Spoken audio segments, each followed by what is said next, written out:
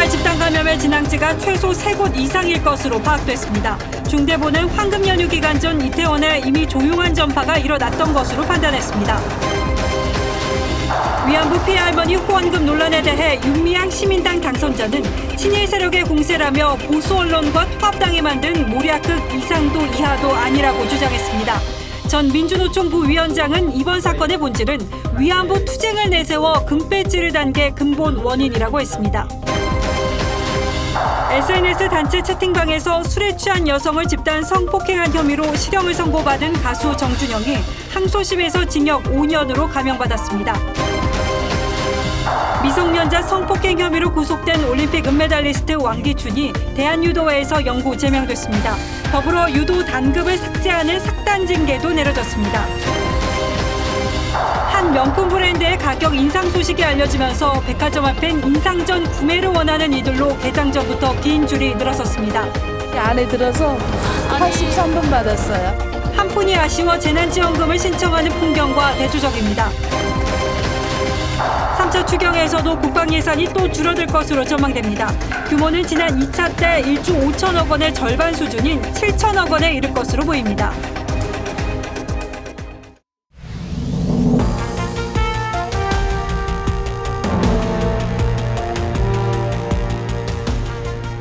여러분 안녕하십니까? 뉴스9의 신동욱입니다. 이태원 클럽발 집단 감염 확진자가 100명을 넘어섰습니다.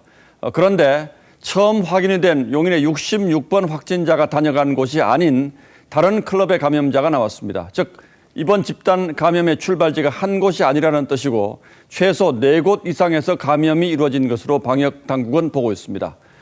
발생 시점에 대해서도 연휴 이전부터 이태원 일대를 중심으로 이른바 조용한 전파가 진행 중이었던 것으로 판단하고 있습니다. 자, 이렇게 되면 언제 어디서 비슷한 양상의 집단 감염이 또 일어날지 예측하기가 어렵게 됐습니다. 특히 이번 감염은 외부 활동이 많은 20, 30대 무증상 감염자를 중심으로 일어난 일이어서 방역 당국을 몹시 곤혹스럽게 하고 있습니다. 오늘은 최원영 기자가 먼저 보도하겠습니다. 오늘 오후 6시 기준으로 이태원 클럽 관련 확진자는 모두 106명입니다. 서울이 68명으로 제일 많고 경기 23명, 인천 7명, 충북 5명 등입니다. 집단 감염의 진앙지도 기존에 알려졌던 5개 클럽 말고 3곳이 더 추가됐습니다. 최초 환자로 알려진 용인 66번 환자가 다녀간 클럽들이 아닌 또 다른 클럽 3곳을 각각 이용한 3명이 잇따라 확진된 겁니다. 이들 중 한 명은 최초 확진자와 발병일까지 같습니다. 이태원 클럽의 집단 발생은 그렇게 하나의 진앙지로부터 시작된 그런 감염이 아니고 다양한 아마도 진앙지를 갖고 있는 것으로. 처음 바이러스를 누가, 언제, 어디서 퍼뜨렸는지를 밝힐 역학조사는 더 어려워졌습니다. 방역당국은 황금 연휴 이전에 이미 이태원 지역이 무증상 감염자에 의해 오염됐을 것으로 보고 있습니다. 문제는 다른 지역 사회에서도 집단 감염이 언제 어디서든 일어날 수 있다는 점입니다. 집단 발생 또 다른 어떤 데에서 또 터질 가능성이 있죠. 왜냐하면 많이 지금 풀어졌거든요. 또 다시 한번 큰 유행을 걱정해야 되는데 실제 이태원이 아닌 다른 지역의 유흥시설을 이용한 사람들 가운데서도 확진자가 나오고 있어 방역당국이 긴장하고 있습니다. TV조선 최원영입니다. 예, 첫 보도에서 잠시 말씀드린 것처럼 새로운 확진자 가운데 한 명은 이번에 문제가 된 이태원의 클럽 5곳에는 간 적이 없고 이태원발 첫 확진자로 알려진 용인 66번 환자와 동선도 전혀 겹치지 않습니다. 그렇다면 이 확진자는 어디서 감염이 된 것일까요? 성민혁 기자가 이 새로운 확진자의 동선을 따라가 봤습니다. 서울 이태원의 대형 클럽 메이드입니다. 지난 2일 이곳을 들렀던 20대 남성이 코로나 확진 판정을 받았습니다. 첫 감염자로 추정됐던 용인 66번 확진자와 같은 날 300여 미터 떨어진 다른 공간에서 또 다른 확진자가 나온 겁니다. 지난 1일 저녁부터 그 다음 날 새벽까지 밤사이 이 클럽에 다녀간 사람은 명부상 1,400명이 넘습니다. 하지만 이마저도 정확한 수치는 아닙니다. 중복자라든지 우리 해왔던 작업들을 하고 나서 정확한 수치가 나올 것 같아요. 이 확진자가 실내에서 마스크를 썼는지 여부도 아직 확인되지 않았습니다. 저희가 하루에 입장객이 많다 보니까 오늘 그래도 그때 이 확진자는 지난 10일 보건소에서 검체 검사를 받기 전까지 신촌과 홍제동 일대를 돌아다닌 것으로 조사됐습니다.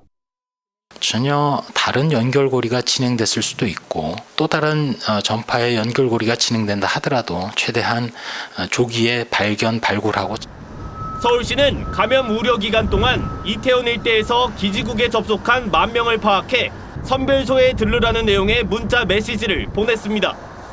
TV조선 성민혁입니다. 전북 김제 공중보건의 한 명도 이태원 클럽에 다녀온 뒤 확진 판정을 받았습니다. 이 보건의가 갔던 클럽 역시 용인 66번 확진자와 관련된 클럽은 아니었습니다. 하지만 클럽에 다녀온 뒤 선별진료소에서 근무를 했고 사흘 동안 환자 25명을 봤습니다. 박근우 기자가 취재했습니다. 보건지소 출입문에 업무 중지 안내문이 붙었습니다. 공중보건이 33살 A씨가 확진 판정을 받았기 때문입니다. A씨는 지난 5일 새벽 이태원 클럽과 주점을 다녀왔습니다. 앞장서서 지도를 해야 할 사람들이 걸려 화담들이 좀 이해가 안 되는구나. A씨는 클럽을 다녀온 날 오후 KTX를 타고 김제로 돌아와 선별진료소에서 밤샘 근무를 했습니다. 선별진료소가 있는 김제보건소도 폐쇄됐습니다. 공중보건의 A씨는 지난 7일과 8일, 11일까지 사흘 동안 이곳 보건지소에서 환자 25명을 진료했습니다. A씨는 클럽을 다녀온 뒤 계속 마스크를 착용했습니다. A씨가 들른 클럽은 용인 66번 확진자가 간 곳과 다른 곳입니다. 남자와 여자를 구분하지 않는 일반 클럽입니다. A씨와 클럽에 함께 간 일행 5명은 음성 판정을 받았습니다. 방역당국은 추가 동선과 접촉자를 분석하고 있습니다. 30여 명 정도를 진료를 한 걸로 돼 있는데요. 또 동행을 하신 분들도 있을 수 있기 때문에 부산에서는 이태원 클럽을 다녀온 CJ 제일제당 직원이 확진됐습니다. CJ 제일제당 부산 공장은 오늘 사무동 일부를 폐쇄했습니다. TV조선 박건우입니다. 예, 앞서 보신 보도들은 서울 이태원 안에서 일어난 집단 감염 사례들입니다. 그런데 최근 이태원 근처도 안 갔는데 코로나19에 감염된 사례도 속속 드러나고 있습니다. 서울 홍대 앞 주점에 갔던 20대 사회복무요원, 부산 광안리를 다녀온 또 다른 20대가 코로나 확진 판정을 받았습니다. 두 사람 모두 인천에 살고 있는데 감염 경로는 전혀 확인되지 않았습니다. 강석 기자가 취재했습니다.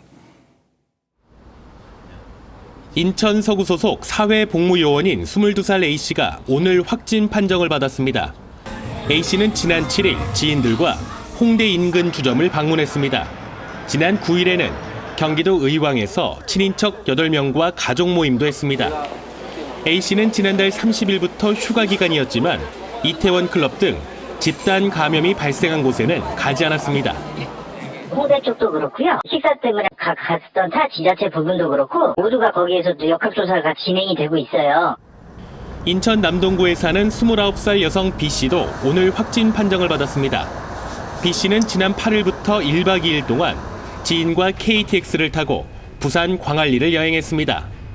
지난 10일에도 지인과 집 근처 무인 노래방과 오락실을 다녀온 것으로 조사됐습니다. 이동 과정에서 항상 마스크를 착용해 추가 접촉자는 없었습니다. KTX로 이동을 한 걸로 마스크를 착용하고 검체 채취하고 자가격리 실시 중에 있습니다. B씨도 이태원 클럽을 다녀오지는 않은 것으로 확인됐습니다. 인천시는 이들의 정확한 감염 경로를 확인하기 위해 역학조사를 진행하고 있습니다. TV조선 강석입니다. 이런 가운데 이태원 클럽 집단 감염 관련 서울의 한 고등학교 3학년 학생이 이번 연휴 기간에 이태원 클럽을 방문했던 것으로 확인됐습니다. 다행히 검사 결과 음성으로 나왔습니다만 연휴 직후 학교에서 대면 수업을 일부 진행한 것으로 알려져서 교육당국이 고교생을 대상으로 전수조사에 나섰습니다. 조금 전에 막 들어온 소식이어서 정은혜 기자가 전화로 연결되어 있습니다. 자, 정 기자 자세히 전해주시죠. 네, 이달 초 연휴 기간 이태원 클럽을 방문했던 수천 명 중에는 서울의 한 고등학교 3학년 학생도 포함돼 있었던 것으로 드러났습니다. 해당 학생은 의심 증상이 있어 어제 선별진료소를 방문해 진단검사를 받았는데요. 다행히 오늘 음성 판정이 나와 2주간 자가격리에 들어갔습니다. 해당 고등학교는 오늘 긴급회의를 열고 장시간 학교 방역 대책을 논의한 것으로 알려졌습니다. 문제는 해당 학교가 실기 수업 등을 이유로 학교에서 대면 수업을 진행했다는 겁니다. 다행히 음성 판정이 나오긴 했지만 2주간의 잠복기 사이 다시 양성이 나올 가능성도 배제할 수 없습니다. 서울시 교육청은 각급 학교의 교장과 교감을 비롯한 교직원들에게 학생 지도를 철저하게 해달라는 내용의 긴급 문자 메시지를 발송했습니다. 이태원 클럽을 출입한 학생은 본인이 감염될 수 있는 데다 타인에게도 전파 가능성이 매우 높기 때문에 외출을 자제하고 관할 보건소나 1339에 신고해달라는 내용이 담겼습니다. 보교생 가운데 감염자가 나올 경우 향후 등교 일정에 또 다른 변수가 될 것으로 보입니다. 지금까지 사회정책부에서 전해드렸습니다. 문제 이태원 클럽에는 외국인들도 많이 다녀갔을 것으로 추정되지만 현재 파악된 인원은 100명에 불과합니다. 이 불안감이 원어민 외국어 강사가 많은 학원가로까지 퍼지자 당국이 원어민 강사 전수조사에 나섰습니다. 정준영 기자입니다. 학원 건물 현관에 안내문이 붙어 있습니다. 매일 소독하고 있고 마스크 없이는 입실이 불가능하다는 내용입니다.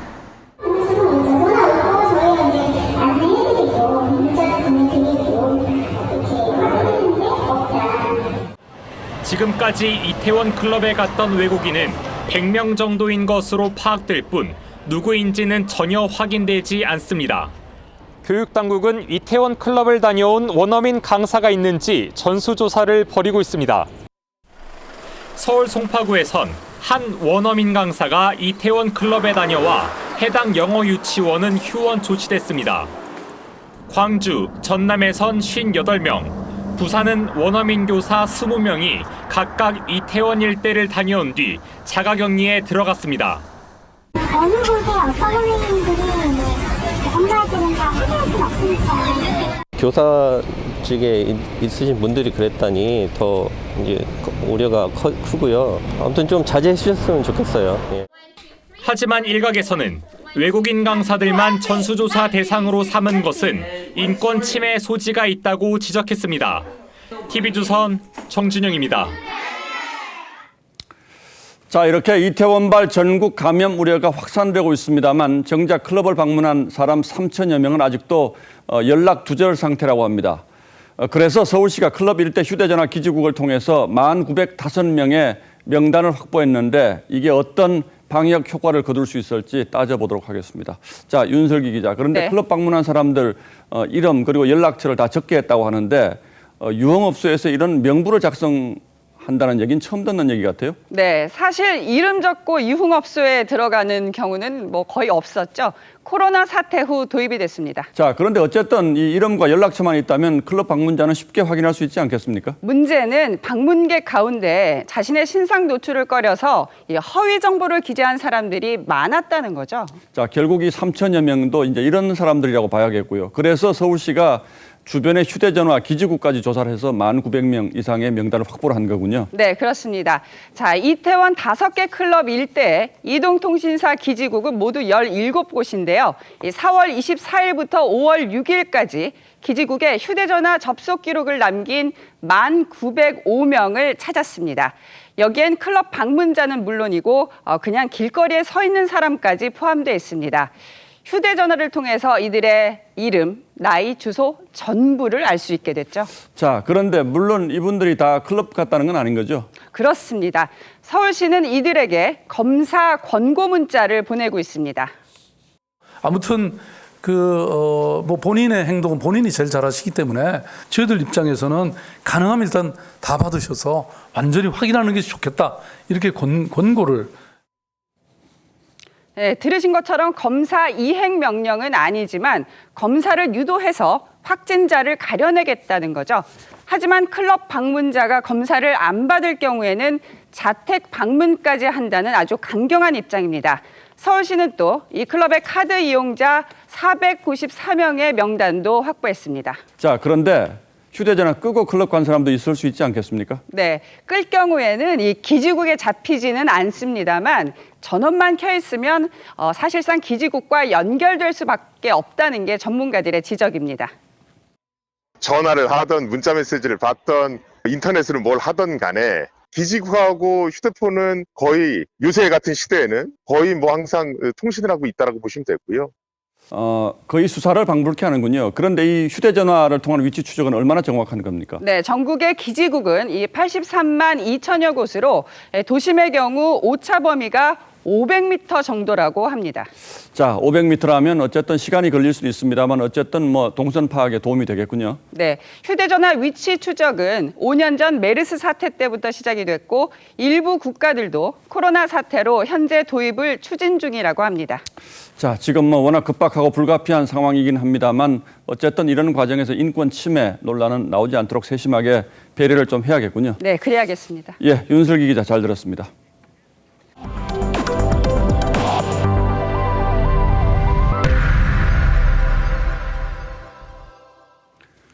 위안부 피해자 이용수 할머니 기자회견으로 촉발된 정의기억연대 회계 논란이 수그러들지 않고 있습니다.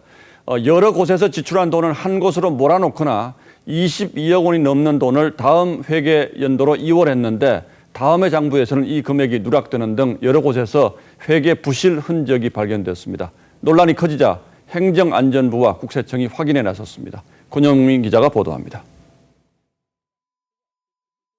정의기억연대가 국세청에 제출한 2018년 회계자료입니다. 모금 사업을 위해 맥주집을 운영하는 디오브루잉 주식회사에 3,339만 원을 지출했다고 적혀 있습니다. 논란이 일자 정의연은 50개 업체에 지급한 모금 사업비 지출 총액이라며 금액이 가장 큰 곳을 대표로 입력했다고 해명했습니다. 2019년 한 상조회사에 1,100만 원을 지출했다고 적혀 있는 곳에 대해서는 각종 장례 지원 비용을 전부 합산한 액수라며 물품 지출을 현금 지출로 입력한 것은 실수였다고 해명했습니다. 2월금도 논란이 됐습니다. 2018년 22억 7,300만 원을 다음 해로 2월했다고 적었는데 2019년 서류에는 전년도에서 넘어온 수익금이 하나도 없었습니다. 이에 대해서는 회계감사를 마친 회계자료를 국세청 공시에 입력하는 과정에서 누락이 발생했다고 정의연은 설명했습니다. 일각에선 비판이 나왔습니다. 시민단체라고 하는 건 투명성, 공정성 이런 게 이제 생명인데 본인들 공시가 이런 식이면서 행안부는 기부금 모집과 지출 내역 제출을 요구했습니다. 국세청은 회계 오류를 수정한 뒤 재공시하라는 명령을 내릴 방침입니다. TV조선 권윤민입니다. 이 문제에 대해서 진보 진영 내에서도 공개적인 비판의 목소리가 나왔습니다. 민주노총 부위원장을 지낸 허영구 평등노동자회 대표는 위안부 투쟁의 성과를 가져가 국회의원 배지를 단 것이 이번 사태의 근본 원인이라고 지적했습니다. 윤수영 기자가 자세히 설명하겠습니다.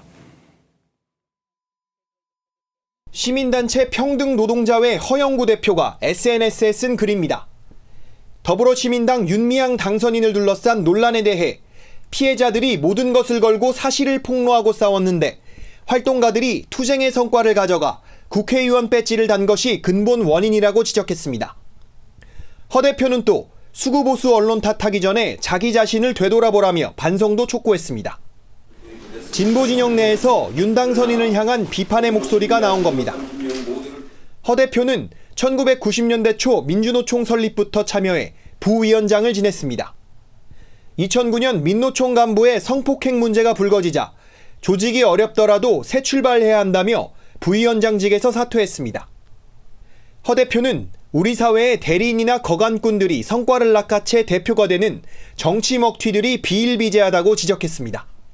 또 피해 당사자들이 학력이 낮고 할머니여서 정치 주체로 세우지 않았나라고도 했습니다. 허 대표는 TV조선과의 통화에서 피해자 할머니들 동의 없이 윤 당선인이 국회의원이 된 것이 문제라는 생각에 글을 썼다고 했습니다. TV조선 윤수영입니다. 하지만 당사자인 윤미향 당선인은 자신을 둘러싼 논란을 보수 언론과 야당의 모략극이라고 주장했습니다. 6살 동안 탈탈 털린 조국 전 장관이 생각난다고도 했습니다.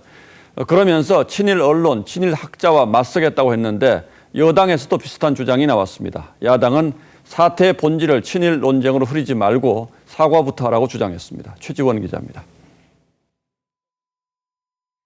윤미향 당선인은 자신을 둘러싼 논란에 대해 평화 인권운동에 찬물을 끼얹으려는 보수 언론과 통합당의 모략극이라고 했습니다.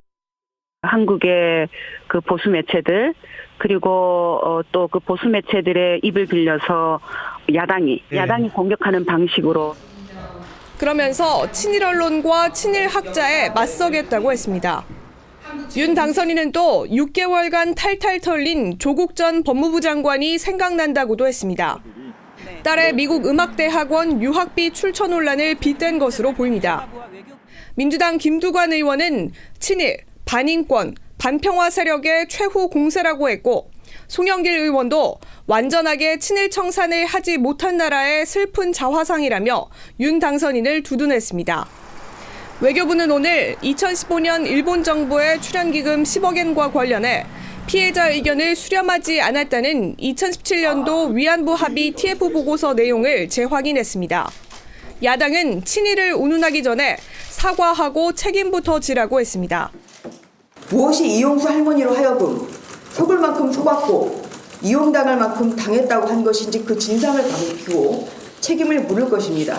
이것은 진실의 문제이고 미래통합당과 미래한국당은 윤 당선인 진상규명을 위한 공동위원회를 구성하기로 했습니다. TV조선 최지원입니다. N번 방으로 불리는 아동 성착취방의 최초 운영자로 알려진 활동명 갓갓에 대한 구속영장이 발부됐습니다. 현재 24살 대학생으로 드러난 갓갓은 오늘 영장실질심사를 받으러 나와 피해자들에게 사과했습니다. 경찰은 신상 공개를 검토하고 있습니다. 이민재 기자가 취재했습니다. 모자와 마스크를 쓴 남성이 경찰서를 나섭니다. N번 방을 만든 갓갓 24살 문모 씨입니다. 갓갓은 오늘 오전 11시 대구지법 안동지원에서 구속영장 실질심사를 받았습니다. 심사를 마친 갓갓은 자신의 혐의를 인정하며 피해자들에게 사죄했습니다. 네, 인정합니다. 피해자들에게 죄송합니다. 아동청소년 성보호법 위반 등의 혐의를 받는 갓갓에 대한 영장실질심사는 27분 만에 끝났습니다. 재판부는 실질심사 5시간 만에 도주 우려가 높다며 구속영장을 발부했습니다. 경찰은 내일 낮 1시 신상공개위원회를 열고 갓갓의 신상공개 여부를 결정할 예정입니다. 그동안 N번방과 관련해 신상이 공개된 것은 조주빈과 그 공범인 강훈, 이원호 등 3명입니다. 서울경찰청은 오늘 텔레그램에서 성착취물을 유포한 혐의로 25살 남성 A씨에 대해 구속영장을 신청했습니다. A씨는 미희라는 닉네임을 쓰며 텔레그램 대화방 운영진으로 활동했고 성착취물 수백 개를 제작하고 유통한 것으로 알려졌습니다. TV조선 이민재입니다. 집단 성폭행과 불법 촬영물 유포 혐의 등으로 구속 기소된 가수 정준영과 최종훈 씨가 항소심에서 징역 5년과 징역 2년 6개월을 각각 선고받았습니다. 1심보다는 형량이 낮아졌는데 재판부는 이들이 반성하고 있고 피해자들과 합의하려고 노력했다는 점을 감형 사유로 들었습니다. 최민식 기자가 보도합니다. 가수 정준영이 항소심에서 1년을 감형받았습니다. 서울고등법원 형사 12부는 오늘 정 씨에 대해 징역 5년을 선고했습니다.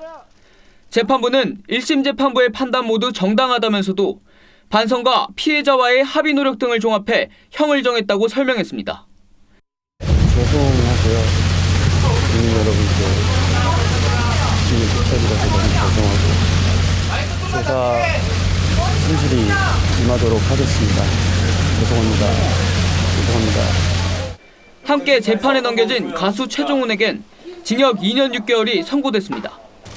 1심 선고형인 징역 5년의 절반입니다. 피해자와 합의한 점이 고려됐습니다.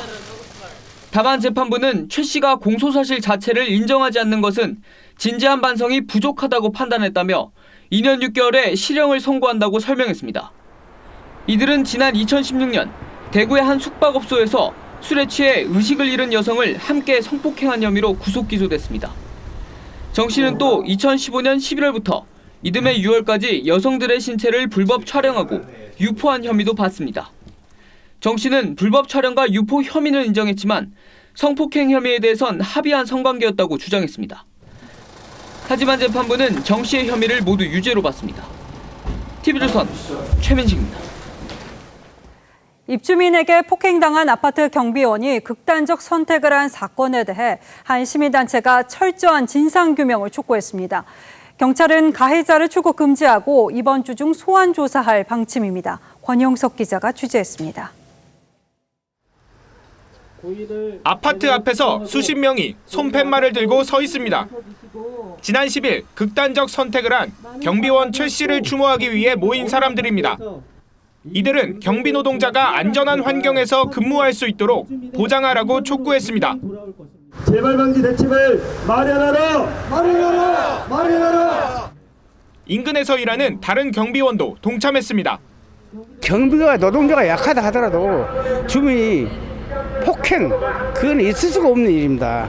경비원들한테도 우리 주민이다 생각하고. 한 시민단체 회원은 입주민의 갑질에 최 씨가 극단적인 선택을 했다며 경찰의 철저한 수사를 촉구했습니다.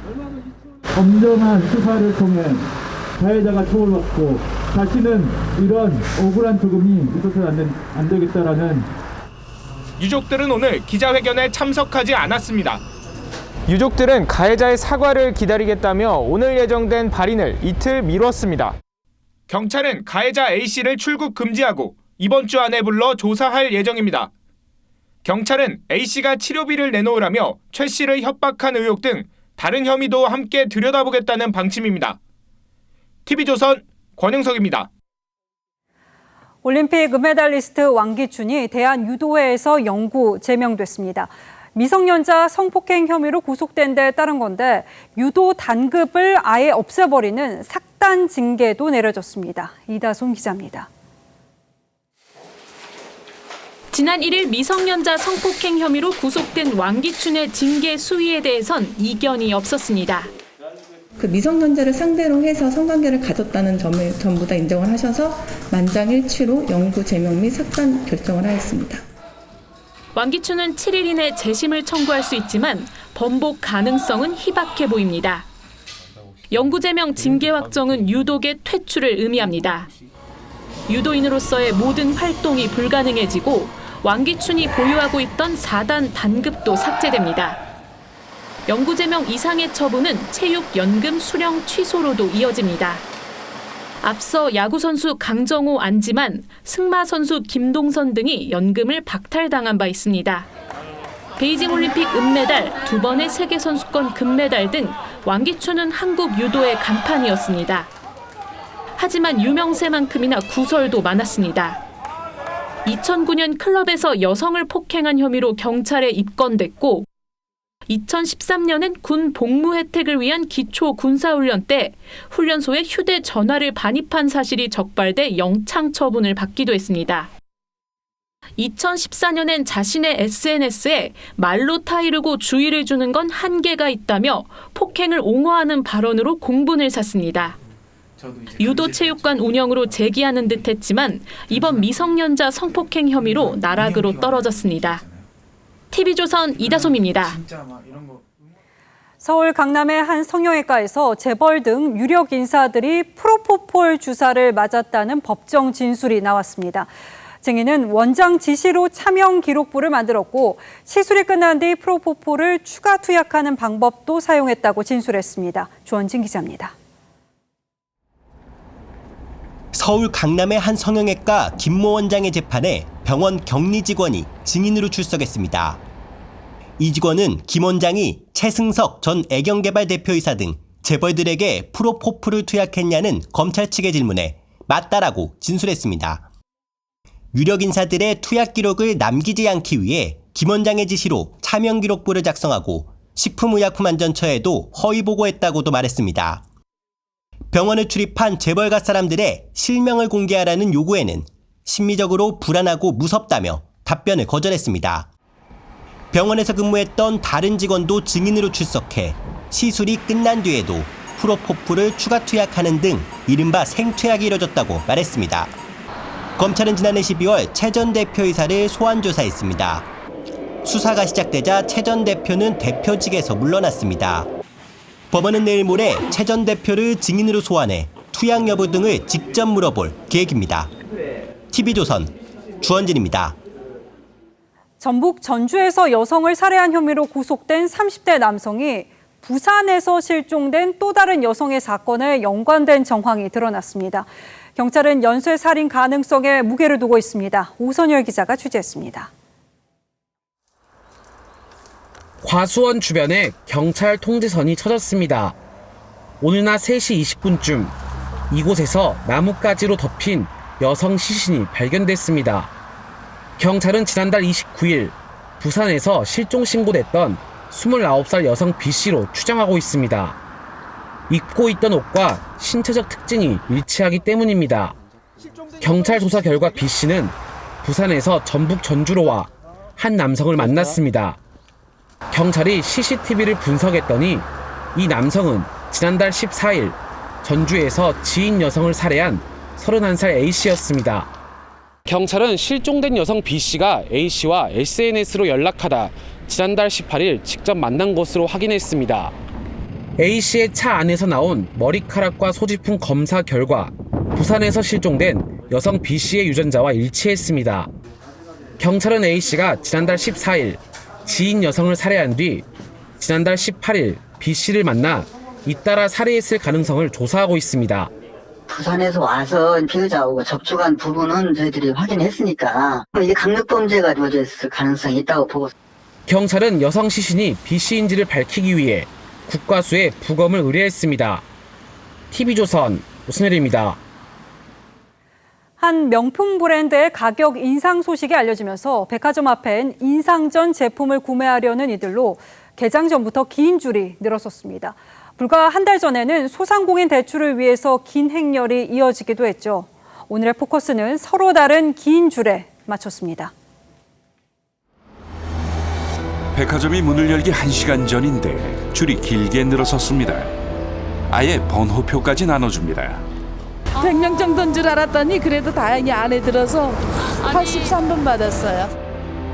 한 명품 브랜드 매장에 몰려든 고객들입니다. 가격 인상을 앞두고 그 전에 제품을 사려고 나온 거죠. 아침에 왔지만 오후까지 기다리고. 오늘 혹시 몇 시쯤 오셨어요? 8시. 근데 지금 아직 못 들어가신 거예요? 오후에 온 사람은 발길을 돌립니다. 오늘 웨이터는 200명이 넘었기 때문에 저희가 분명해서 다 보이지 않습니다. 가격 인상 예고가 전해진 지난 8일부터 매일 같은 상황. 개장과 함께 매장으로 달려가는 이른바 오픈런이죠. 이번 달 들어 황금 연휴 기간 전후로 주요 백화점의 해외 명품 매출은 지난해보다 20-30%가량 올랐습니다. 손님이 끊겼던 서울 외곽 프리미엄 아울렛에도 주말이면 주차장이 가득 차고 인파로 북적이고 있죠. 역시 명품을 구매하려는 행렬입니다. 코로나 스트레스로 인한 부상 소비라는 해석이 나옵니다. 4개월 가까이 집에 갇혀 있으면서 생긴 어떤 그 소비 열망이 쌓여가지고 그 집에 있었던 그 시간에 대한 보상 심리, 보상 소비로 나타납니다. 반면 또 다른 줄도 있죠. 정부 긴급 대출을 받기 위해 밤새 줄을 섰던 소상공인들입니다. 어제 몇 시부터 와서 기다리셨는지요? 11시요. 몇 번째 오신 거예요? 한 4번 정도. 일자리가 사라지고 소득이 줄어 생계 지원에 매달려야 하는 사람과 보상 소비를 위해 줄을 서는 사람. 코로나19가 또 다른 양극화를 보여주는 건 아닌지. 뉴스라인 포커스였습니다. 트럼프 대통령이 백악관 기자회견 중 돌연 자리를 떠났습니다. 이 한 기자가 트럼프의 코로나 대응 자화자찬에 반기를 든 데 따른 건데 트럼프는 자신의 최측근이 확진을 받은 상황에서도 마스크 사용을 거부해 논란을 키웠습니다. 당시 상황을 송무빈 기자가 전합니다. 코로나19 대응과 관련한 기자회견, 맥커네니 백악관 대변인, 쿠슈너 선임 보좌관 등 참석자 전원이 마스크를 착용했는데 트럼프 대통령만 안 했습니다. Well, if there is certain distance from me or if there is certain distance from each other, they do. 집무실이 있는 웨스트윙 직원 모두에게 마스크를 쓰게 해놓고 Were you the one who required that, sir? Yeah, I did. I required it. Yes. 정작 자신은 예외였습니다. 미국 검진 능력이 최고라는 자화자찬에 중국계 방송 기자가 비판합니다. Why does that matter? Why is this a global competition to you if everyday Americans are still losing their lives? 트럼프는 신경질적으로 응수합니다. Maybe that's a question you should ask China. Don't ask me. Ask China that question, okay? When you ask them that question, 갑작스러운 중국 언급에 설전이 이어지고 Why are you saying that to me specifically? I'm telling you. I'm not saying it specifically to anybody. I'm saying it to anybody that would ask a nasty question like that. That's not a nasty Please question. go ahead. 다른 질문을 받는가 싶더니 Anybody else? Please go ahead in the back, please. I have two questions. No, it's okay. But We'll you go over pointed to here. me. I have two questions, Mr. President. Next, please. 이대로 기자회견은 끝났습니다. 기자회견 직후 SNS에는 해당 기자에 대한 응원글이 넘쳐났습니다. TV조선 송무빈입니다. 미국 LA 교도소에서 목숨을 건 석방 꼼수가 벌어졌습니다. 이 코로나 확진 시 조기 석방되는 점을 노리고 일부러 감염되려 한 건데 재소자는 전염을 위해서 마스크와 물컵을 이용했습니다. 유혜린 기자입니다. LA 교도소의 CCTV 화면입니다. 재소자가 자신이 마신 컵을 다른 사람에게 건넵니다. 주머니에서 꺼낸 마스크를 앞에 있는 세 사람의 코에 갖다 댑니다. 코로나19에 감염되려고 일부러 이랬습니다. 체온 검사 직전엔 뜨거운 물을 마셨습니다. 체온이 높으면 의심 증상자로 분류돼 노역을 피할 수 있습니다. 처음 컵을 쓴 재소자가 감염자인지 확인되지 않았지만 함께 쓴 재소자의 40%가 걸렸습니다. As a result of this behavior, from this particular module, 21 inmates tested positive for COVID-19 within a week of these videos being taken. 마스크를 코에 갖다 댄 9명도 확진 판정을 받았습니다. 재소자들은 며칠이라도 빨리 석방되고 싶었습니다. 캘리포니아 주정부는 남은 형기가 60일 이하인 재소자가 감염되면 석방합니다. 교도소 내 감염 확산을 막기 위해서입니다. 캘리포니아주에서만 5,000명이 조기 석방됐습니다. 교도소 측은 고의로 전염병을 옮긴 혐의로 조사해 추가 기소하겠다고 밝혔습니다. 미국 전체 재소자 확진자는 2만 5천여 명, 350여 명은 숨졌습니다. 주별로 다르지만 감염된 재소자들은 교도소 내 병동에 격리되거나 증상이 심해지면 시내 병원에서 치료를 받습니다. TV조선 유혜림입니다. 예, 다음 뉴스입니다. 보통 직장인들은 고용보험에 들어있어서 실직을 하더라도 일정 기간 생계비를 지급받습니다. 그러나 택배기사 같은 특수고용직이나 자영업자 등은 이런 게 없어서 실직 충격이 훨씬 크죠. 그래서 정부 여당이 전 국민 고용보험 추진에 속도를 내고 있습니다만 이것도 역시 간단한 문제가 아닙니다. 코로나 사태로 고용보험 기금 고갈 시기가 빨라졌고 자영업자들의 경우는 이 어려운 상황에 고용보험료까지 부담하기가 만만치 않다고 아우성이기 때문입니다. 보도에 황병준 기자입니다. 서울의 한 고용센터. 코로나 불황으로 실업수당 신청자와 구직 상담자들이 끊이지 않고 있습니다.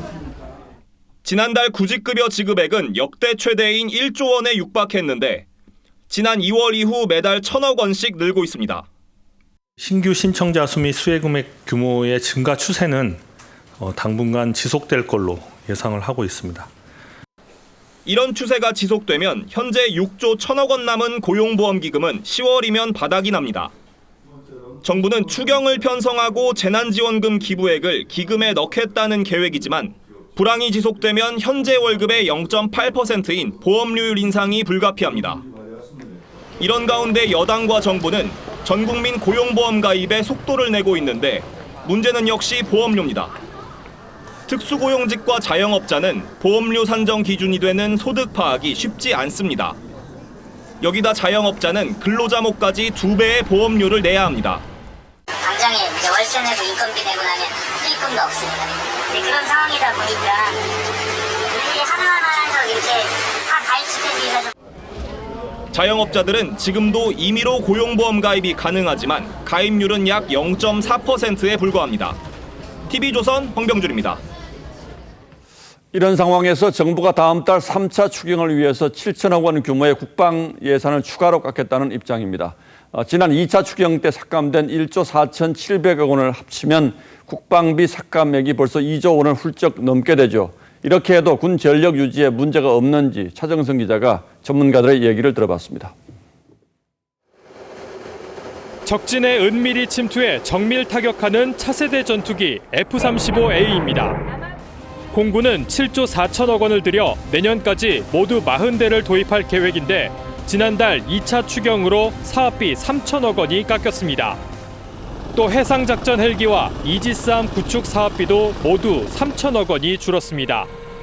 정부는 내달 3차 추경에서도 예산 삭감이 불가피하다는 입장입니다. 국방부 관계자는 기획재정부가 이달 초 3차 추경을 위한 세출 조정안을 각 부처별로 전달했다면서 국방부가 4천억, 방위사업청 3천억 등 총 7천억 규모라고 했습니다. 2차 추경 삭감액 1조 4,758억 원에 최대 7천억 원에 이를 3차 추경 삭감액을 합하면 줄어들게 될 국방 예산은 2조 원을 넘게 됩니다.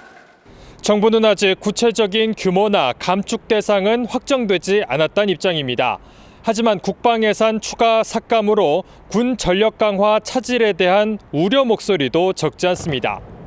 특히 전투준비태세나 전력 강화를 위한 전력화 시기에 직접적인 영향을 주는 부분에 대한 감액 조정은 매우 신중해야 합니다. 국방부는 군사 대비태세 유지에 영향을 주지 않는 선에서 각 사업별로 줄일 수 있는 마지노선을 검토하겠다고 밝혔습니다. TV조선 차정승입니다. 21대 국회 원구성을 앞두고 여야의 기싸움이 치열해지고 있습니다. 여당은 미래통합당과 미래한국당을 몸은 하나면서 머리가 두 개인 쌍두뱀에 비유하며 합당부터 하라고 압박했고, 한국당은 여당이 주도해서 통과시킨 연동형 비례대표제 폐지가 우선이라고 맞서고 있습니다. 조정린 기자가 취재했습니다. 민주당 이해찬 대표는 쌍두뱀이란 표현을 써가며 통합당과 한국당 합당을 요구했습니다. 마치 하나의 먹이를 두고 머리끼리 아귀다툼하는 한 몸통 두 마리의 쌍두뱀처럼 상위원장 자리와 국고 보조금을 두고 다투고 있습니다. 민주당은 오늘 중앙위 투표에서 97% 찬성률로 합당을 결의했습니다. 김태년 원내대표는 원구성을 위한 표 대결 가능성까지 거론했습니다. 예전처럼 국회 개원을 무기로 해서 야당의 어떤 발목 잡기나 투집 잡기 이렇게 끌려가는 것을 우리 국민들이 바랄까 하는 생각. 전체 18개인 국회 상임위원장을 의석수에 따라 배분하면 민주당은 11개에서 12개, 통합당은 6개에서 7개를 가져갈 것으로 예상됩니다. 그러자 한국당은 연동형 비례대표제부터 폐기하라고 주장했습니다. 반드시 준연동형 비례제 악법 폐기하고 연동형 비례제라는 선거제도를 20대 국회에서 해결하고 21대 국회를 개원할 수 있도록. 백승주 의원은 한국당이 교섭단체가 돼도 인정하지 않겠다는 김태년 원내대표 발언에 정신건강 감정을 받아야 한다고 반발했습니다. 부친상을 치르고 업무에 복귀하는 통합당 주호영 원내대표는 내일 민주당 김태년 원내대표와 회동합니다. 국회 원구성과 합당 문제 등을 둘러싼 여야의 삿바 싸움이 본격화할 전망입니다. TV조선 조정린입니다.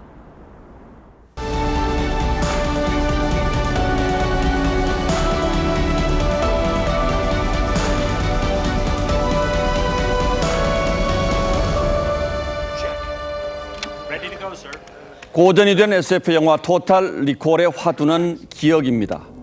리콜이라는 회사가 파는 상품이 바로 기억이죠.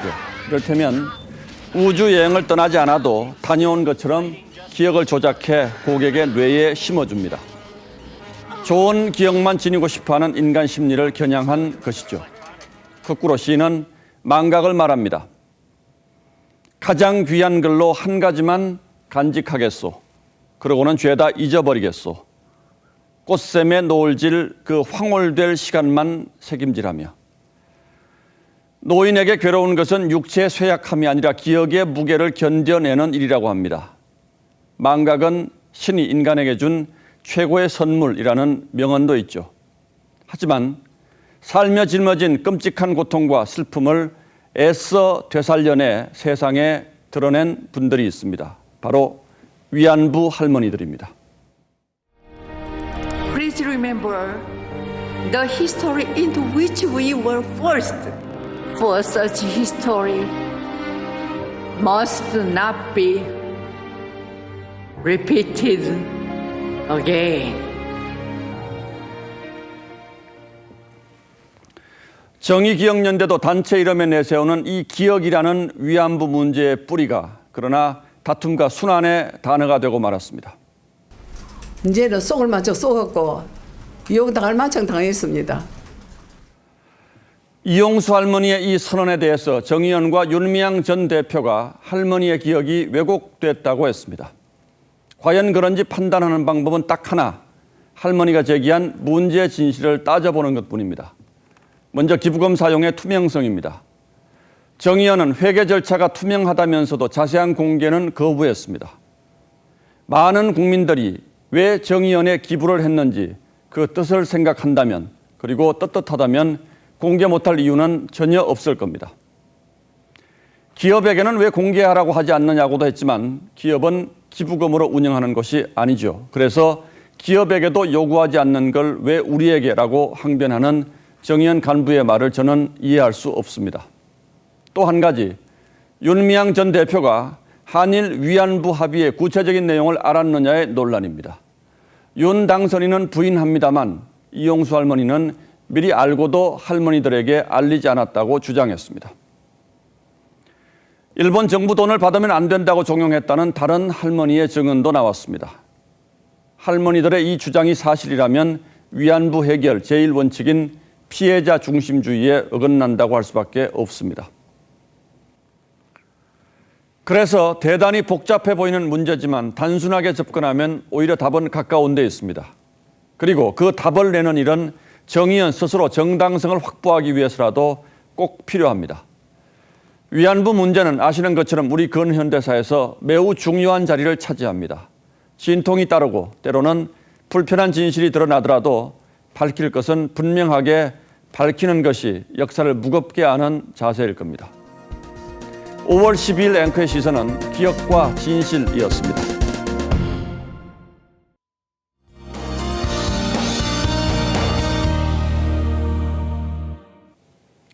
오늘은 황사가 유입돼 미세먼지 농도가 높고 하늘도 흐렸는데요. 내일은 깨끗한 하늘을 볼 수 있겠습니다. 미세먼지 농도가 보통 수준을 회복하겠는데요. 바람이 강하게 불면서 먼지를 모두 밀어내는 겁니다. 바람은 모레까지 이어지겠고 중부와 동해안을 중심으로 불 텐데요. 초속 12에서 16m까지 강할 것으로 보여서 안전사고에 각별히 유의하셔야겠습니다. 내일 아침에는 쌀쌀하겠고 한낮에는 따뜻하거나 약간 덥겠습니다. 서울의 한낮 기온이 21도, 청주 24도, 대구는 26도까지 오르겠습니다. 내일 새벽까지는 동해상을 중심으로 파고가 높게 일겠고요. 오후부터는 대부분 해상이 잔잔하겠습니다. 당분간 날씨가 조금 변덕스럽겠습니다. 일단 목요일에는 서울이 25도까지 올라 날이 꽤 덥겠고요. 금요일부터 토요일까지는 전국에 비가 오겠습니다. 날씨였습니다. 5월 12일 뉴스9은 여기서 모두 마치겠습니다. 시청해주신 여러분 고맙습니다.